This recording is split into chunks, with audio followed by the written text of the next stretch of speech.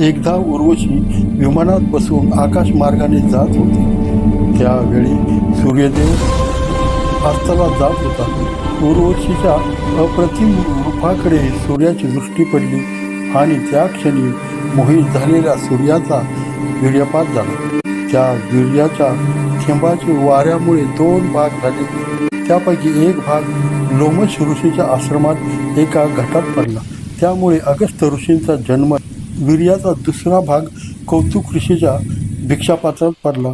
कौशिकाच्या दिव्य दृष्टीला सूर्याच्या तेजस्वी वीर्यापासून 3000 वर्षांनी ध्रुमीनारायण अवतार घेणार आहेत, ते जपून ठेवले पाहिजे या विचाराने त्याने ते पात्र म्हणजे भर्तरी मंदराचलावरील एका गुहेच्या तोंडाशी ठेवले व आपण तपश्चर्याला निघून गेला.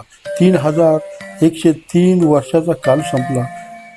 त्या पात्रात भृमी नारायणाने गुप्तपणे प्रवेश केला व तो गर्भ रूपाने वाढू लागला. गर्भाच्या वाढीने ते पात्र फुटले व त्यातील घरगळत बाजूच्या गवताच्या कुरणावर येऊन पडले.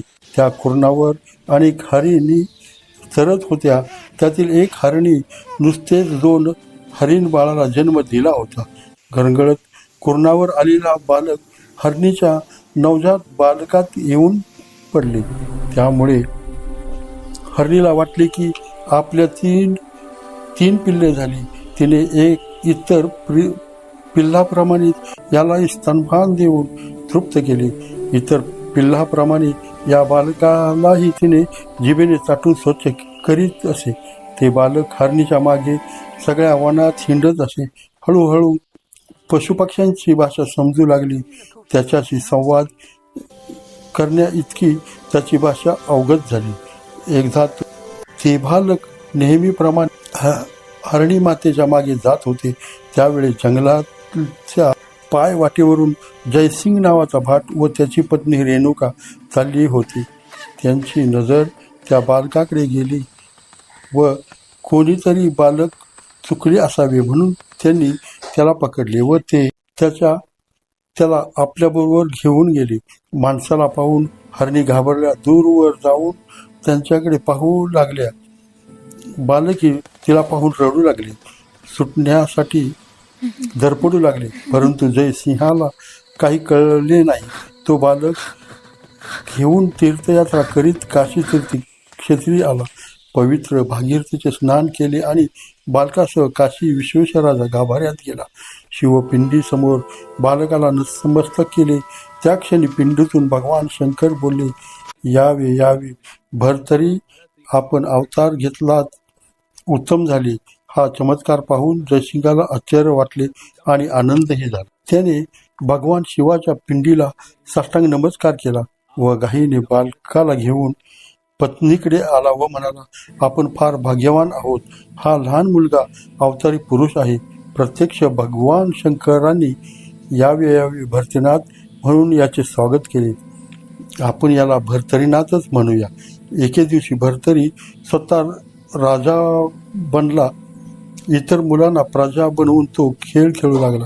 या खेळात तो जोरात आपटला व बेशुद्ध पडला. हा प्रकार पाहून इतर मुले भयाने पळून गेली. एकट्या बेशुद्ध अवस्थेत पडलेल्या भर्तरीला स्वतः सूर्यदेवाने विप्राचे रूप घेऊन जयसिंगाची पत्नी रेणुका हिच्या स्वाधीन केले व मायेने त्याला अंगावर हात फिरवून त्याच्या सर्व जखमा क्षणात बऱ्या केल्या. हा चमत्कार पाहून जयसिंग रेणुका यांनी आपण कुठून आलात म्हणून चौकशी केली. तेव्हा सूर्याने आपले सत्य स्वरूप दाखवले. त्यांना फार आनंद झाला. काही काळ काशीक्षेत्री वास्तव्य करून जयसिंग व रेणुका दुसऱ्या गावी जाण्यासाठी निघाले. वाटेत दरोडेखोरांनी त्यांना ठार मारून त्यांच्या जवळचे दागिने इतर वस्तू पळवून नेल्या. आई वडिलांच्या प्रेतापुढे भर्तरी जोरजोरात रडू लागला. त्याच्या रडण्याच्या आवाजाने जवळूनच जाणाऱ्या काही व्यापाऱ्याने त्यांच्याकडे लक्ष गेले. त्यांनी भर्तरीची चौकशी केली व झाला प्रकार पाहून त्याला आपल्याबरोबर घेतले. व्यापारी त्याला वाटेत जेवायला कपडे व इतर गरजेच्या वस्तू देत असत. भर्तरी त्याची लहान मोठी कामे करी. आजही गोड बोलणे, देखणेपणा यामुळे तो सर्वांना आवडता बनला. काही दिवसानंतर सर्व व्यापारी आपला माल घेऊन अवंती नगरीला निघाले होते. रस्त्यात भर्तरीला प्राण्यांची भाषा समजत असल्यामुळे त्याने व्यापाऱ्यांना सांगितले, आपल्यावरती काही दरोडेखोर हल्ला करणार आहेत, त्यासाठी तयार राहा. आणि व्यापारी सर्व तयार राहिल्यामुळे त्या दरोडेखोरांशी हल्ला करून त्यांना परतवून लावले आणि व्यापारी भर्तरीमुळे यशस्वी ठरले.